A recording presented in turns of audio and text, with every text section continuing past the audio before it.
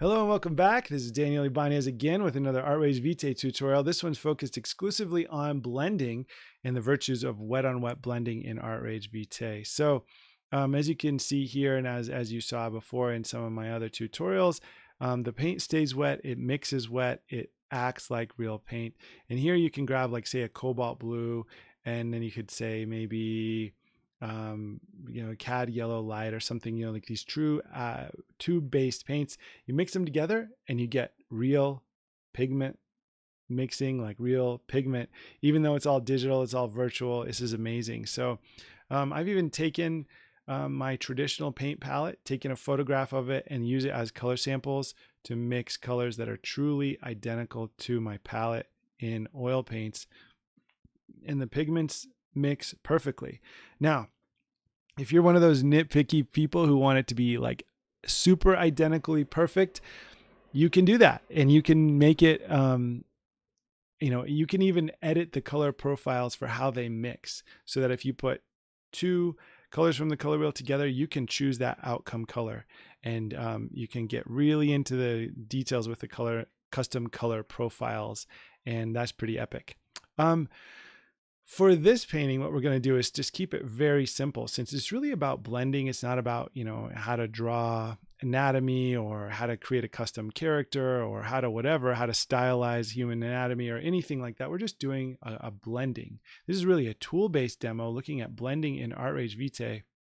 And what you can see here is I'm just using a simple still life with a strong light source as my focal point here. So whether you're a beginner and you're like, hey, I'm going to color pick from my reference picture, or you're a little more advanced and you're going to kind of move away from that, or you're just in a rush and you're going to do a little bit of both, that's all fine. These tutorials are just here to give you options on how you might, learn something. So the big focus I want to have with you is using these brush settings. You can see my depth, gloss, loading, thinners, pressure, aspect, rotation, and stiffness over on the far left side of the screen.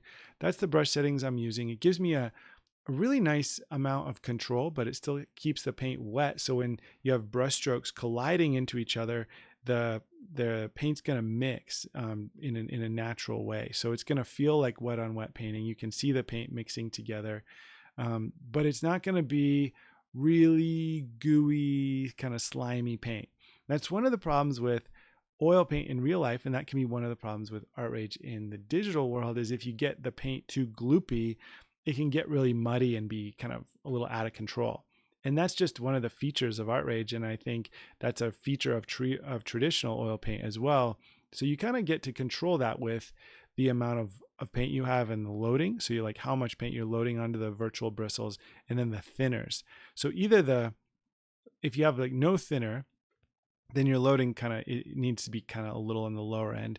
And if you have more thinners, then you need to kind of pump the loading up a little bit to compensate.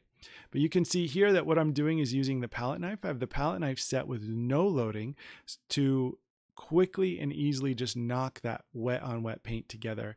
It's the most elegant sort of pairing of these tools. You can have the oil brush to do your lay-in, so you get all the local color painted in, and then you use the palette knife to just quickly knock that paint down and soften any edges that need to be softened.